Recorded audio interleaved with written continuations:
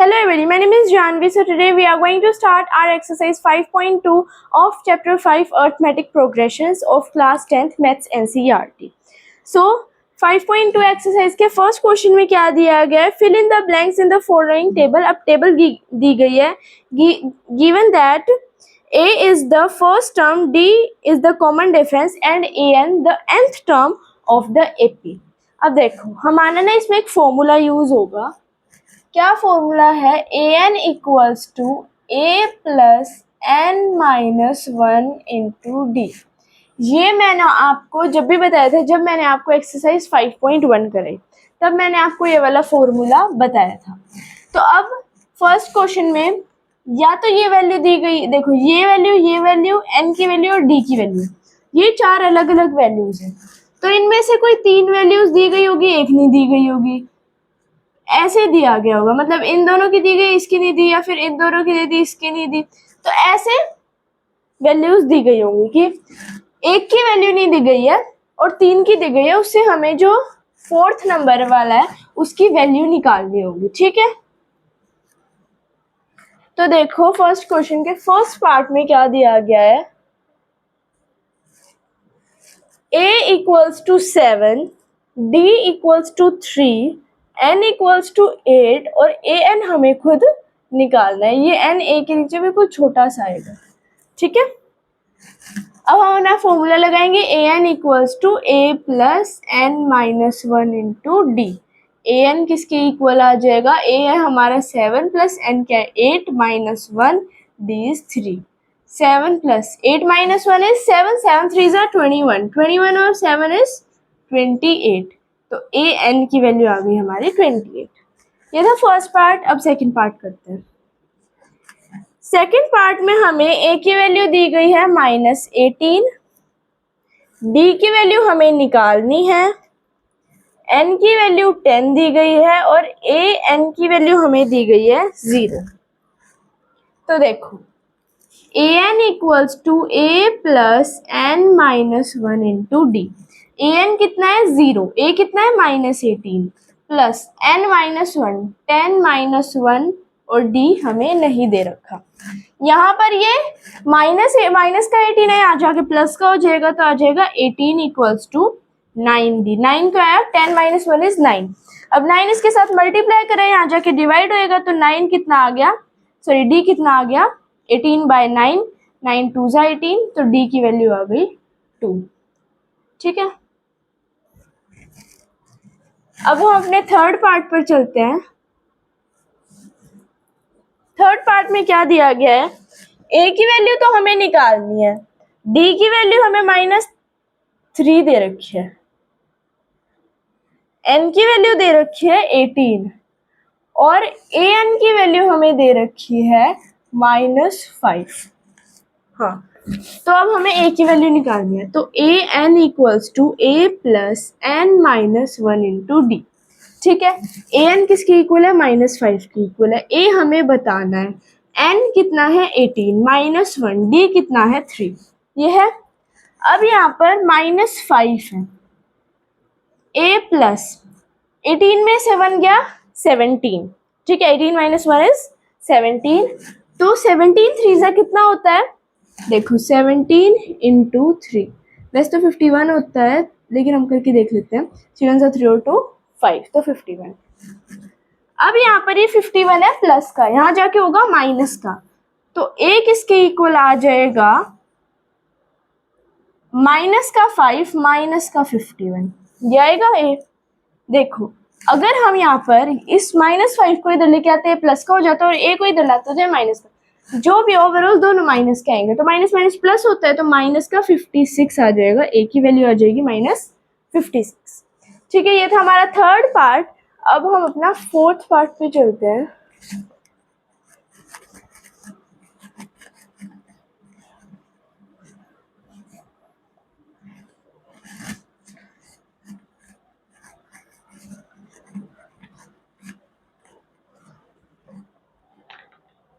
Fourth part में देखो हमें क्या दिया गया है,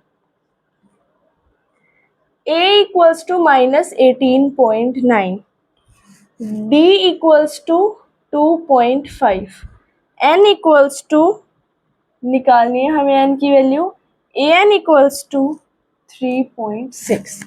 अब इसमें हमें n की वैल्यू निकालनी है, तो an equals to a plus n minus 1 into D, ये हमारा फॉर्मूला होता है। हमें सबसे पहले फर्स्ट स्टेप फॉर्मूले से शुरू करना होता है। अगर हम अपना बोर्ड एग्जाम दे रहे हैं तो हमें अच्छे से स्टेप बाय स्टेप इसको एक्सप्लेन करके लिखना होगा, वरना हमें मार्क्स नहीं मिल पाएंगे। इनमें फिर भी मिल जाएंगे पर स्टेटमेंट वालों में नहीं मिलते, ठीक है। तो अब ए एन की वैल्यू है 3.6, ए की वैल्यू है -18.9 प्लस एन की हमें निकालनी है, डी की है 2.5। यहाँ पर ये माइनस का 18.9 वहाँ पे जाके प्लस का हो जाएगा। 3.6 plus 18.9 equals to n minus 1 into 2.5। अब देखो यहाँ पर इसको ऐड करेंगे, 6 और 5 होता है 15, ऊपर 1, 3 और 8 होता है 11 और 1 12, 2 ऊपर 1, तो आ गया 22.5, ठीक है। यहाँ पर ये 2 इसके साथ मल्टीप्लाई कर रहा है 2.5, यहाँ जाके 2.5 डिवाइड हो जाएगा, पॉइंट से पॉइंट कैंसिल हो जाएगा, डेसिमल से डेसिमल, n माइनस 1, ये 5 से कैंसिल होगा, या आप 25 से भी कर सकते हो। मैं 5 से करती हूँ, 5 5 ज़ा 25, 5 4 ज़ा 20, 5 5 ज़ा 25, 5 9 ज़ा 45, n माइनस 1 इक्वल्स टू 9 है। यहाँ पे 1 माइनस हो रहा है, वहां जाके प्लस हो जाएगा, n आ गया हमारा 10, ठीक है। n की वैल्यू हमें निकालनी थी, हमने निकाल दी 10। ये था हमारा फोर्थ पार्ट। अब फिफ्थ पार्ट करते हैं। फिफ्थ पार्ट में क्या दिया गया है, a equals to 3.5, d equals to 0, n equals to 105 और a n की वैल्यू हमें निकालनी है, ठीक है। तो अपना पहले फॉर्मूला लिखते हैं, A N equals to A plus N minus 1 into D, ठीक है। ए एन हमें निकालना है, तो ए की वैल्यू लिखते हैं 3.5 प्लस एन की वैल्यू है 105 माइनस 1, डी की वैल्यू है 0। अब इस पूरे को डी से मतलब 0 से मल्टीप्लाई करेंगे तो वो 0 ही आएगा, तो हम माइनस करेंगे, मल्टीप्लाई करेंगे, इससे अच्छा है डायरेक्ट इसकी जगह 0 लिख दें। तो 3.5 प्लस 0 तो सेम नंबर आएगा, तो ए एन की वैल्यू आ गई 3.5, ठीक है। ये था हमारा फिफ्थ पार्ट। यहाँ पर हमारा फर्स्ट क्वेश्चन कंप्लीट होता है। अब हम अपने सेकंड क्वेश्चन पर चलते हैं।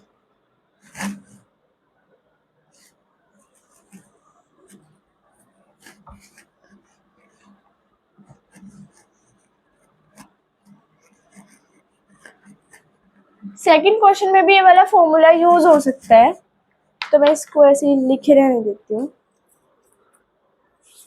सेकंड क्वेश्चन में हमें मल्टीपल चॉइस क्वेश्चन दिए गए हैं। Choose the correct choice in the following and justify, मतलब हमें सोल्व करके दिखाना है। तो फर्स्ट पार्ट में इन्हें कहा है कि हमें 30th टर्म बतानी है, मतलब हमें A30 की वैल्यू बतानी है, और इसमें AP क्या दी गई है,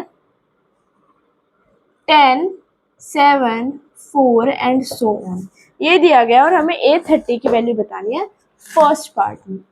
तो यहाँ पर A की वैल्यू क्या आ जाएगी 10, D की वैल्यू क्या आ जाएगी 7 माइनस 10, D मैंने आपको बताया था D इक्वल होता है A2 माइनस A1 के, ठीक है। तो यहाँ पर A2 क्या है 7, 7 माइनस 10 इज, ऐसे लिख दिया, -3 आ गया। D की वैल्यू क्या आ गई -3। N की भी हमें पता है, क्योंकि देखो an होता है, तो जो यहाँ पर n की, यहाँ पे n की वैल्यू दी गई है, अब यहाँ पर A30 लिखा है, तो n की वैल्यू क्या आ जाएगी 30। अब हमें क्या निकालना है, A30, A कितना है 10 plus n minus 1, 30 minus 1 into D is -3। अब 10 प्लस 29 इंटू -3, 29 को 3 से मल्टीप्लाई करते हैं, 3 9 ज़ा 27, 7 ऊपर 2, 3 2 ज़ा 6 7 8, 87 आ गया। तो 10 माइनस 87 कितना आ गया, माइनस का 77। तो A30 की वैल्यू कितनी है, -77। ये था हमारा फर्स्ट पार्ट सेकंड क्वेश्चन का। अब अपने सेकंड पार्ट पर चलते हैं।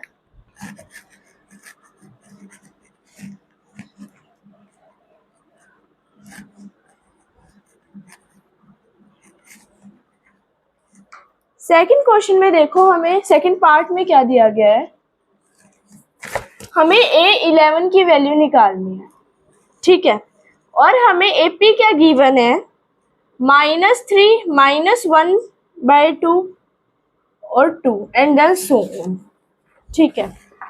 अब सेम निकालेंगे, A कितना है -3, D कितना होगा -1/2, माइनस माइनस प्लस हो जाएगा, क्योंकि यहाँ पे -3 प्लस हो जाएगा, तो इसकी जगह हम डायरेक्ट लिख देंगे प्लस, ठीक है। और फिर यहाँ पे एलसीएम लेंगे, एलसीएम आ जाएगा 2 - 1 प्लस 1 2 2, 3 2 6, 6 - 1 is 5, तो 5/2 आ जाएगी डी की वैल्यू, ठीक है।